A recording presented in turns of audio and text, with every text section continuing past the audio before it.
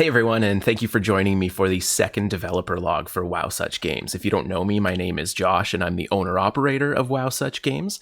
And as you can see, we've made a couple improvements from our first developer log. First off, I have an actual microphone, and we've upgraded our camera to be 1080p. And as you can see, I've got a couple of these fancy logos and the bright orange background, and hopefully just better quality all around. Okay, so let's get into the game.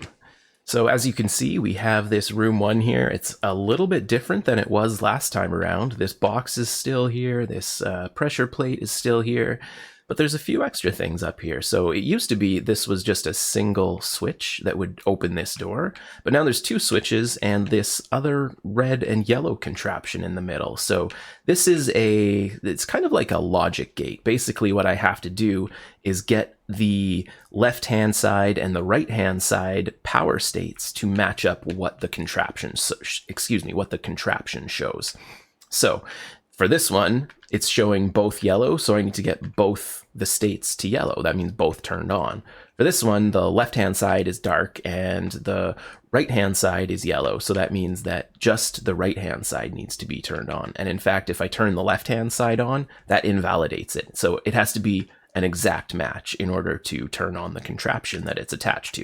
In this case, it's one of these light laser emitter things. And on this side, it's the opposite. The left-hand side has to be on. So in this way, I can create little logic puzzles where you have to only have certain things powered on at one time. I could have certain power lines activating 2, 3, 4 things at one time so that you have to figure out, okay, what are the exact switches that I have to turn on in order to make this contraption work. Okay, so the next thing that I want to show you in this room, and this actually applies to the whole game, is that we have a save state working. So you can see that I moved this block from where it was up here down to on top of the pressure plate. And if I quit the game and then go back in, we can see that this block is still at that same position that I left it in. So its position gets saved even when you quit the game. Same thing, I don't know if you noticed, for these switches up here. They normally start in the off position, but because I turned them on and they are part of our save system, their state gets saved. So they will stay on until I come along and turn them off. All right, and that's everything I want to show you in this room. So we're going to teleport over to the next room. And here we are in room 3. So we just skipped over room 2 there, but we will go back to that. So in room 3, it's pretty empty. You can see there's only this one thing moving back and forth. That's eventually going to be an enemy block. So you can see that if I bump into him, he pushes me back a little bit. If I just stay here, he'll do it again, push me back a little bit. And I don't know if you noticed up in the top left corner of the screen, when I bump into him, I lose 1/4 of a heart. So we have a simple health system now. And if I just keep bumping into him a bunch more times, you'll see I will quote unquote die. Right now we don't have a death sequence. It just restores your health and teleports you back to the spawn point for the room. But you know, it's there, and eventually we'll get a nice looking death sequence. So normally a block is controlled by the player. We move it around, we do whatever we want with it. This guy, you can see he moves around all on his own. But if you remember from our previous devlog, we have this push hit ability, whatever you're going to call it. So if I do that to him, he stops and his spikes go away, which means that he can't hurt me anymore when I bump into him. And in fact, I can jump on top of him and use him to access this little platform here. So not only is he an enemy, he can kind of be used as a puzzle piece to access new areas.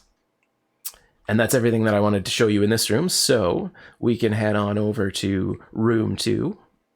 And in here we see there's all kinds of stuff going on, all kinds of new stuff. We have these blocks. These are slightly different than the ones we saw before. The coloring is a little bit different. I can't pick these guys up, but I can hit them. And when I hit them, they just move in the direction that I hit. And if I hit him up into this red pad, you can see he disappeared. That's because this is a damage pad. If I walk into it, I take damage and I lose health. So that guy, he's gone forever now because I hit him into a damage pad. This guy, if I come over and hit him, you can see there's a pad underneath of him. So if I hit him into the damage pad, he just gets respawned where he started. So this thing here is a spawn pad. It'll just keep spawning whatever block it's hooked up to, in this case, this push block, and it'll just keep spawning them until you run out of or until the power gets turned off. And in this case, it's on a power generator. The power is never going to get turned off. So it'll just keep spawning this guy until forever. All right, that's everything in this room, and now I'm going to teleport us to our final room. Okay, here we are in the final room for today, room 7. This is another one that you haven't seen yet. Again, lots of different things going on in here, so let's start with this green glowy thing over in the corner. We already know I can use this guy to get up here, and before I step on this pad, I just want to point out I have missing health, so just watch that health as I step on this pad, and it goes up. So this is a heal pad. I can take damage and step on that pad and heal myself up. And as you can see, just like the damage pad, it needs power to operate. It's hooked up to a power generator right now, but I could hook that up to a switch and turn the power off. And then if I were to stand on that, it just wouldn't do anything because it doesn't have power. So the next thing that we're going to look at are these yellow pads down here. As you can see, they're not turned on yet, but if I flip this switch, they do turn on, and they start affecting that block there by slowing him down. And you can see I also get slowed down when I enter these pads. I have a little dash to make me go a little bit faster, so that's helpful. So we'll just leave that going. That guy can walk through there and get slowed down. The next thing I want to show you are these blue pads over here.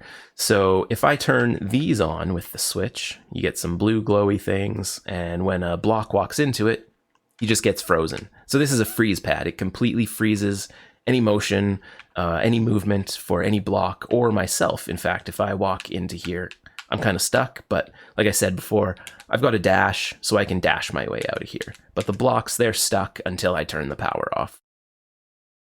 All right, so that was everything I wanted to show you for this room, and in fact, that's everything for this video. Thank you so much for joining us and watching.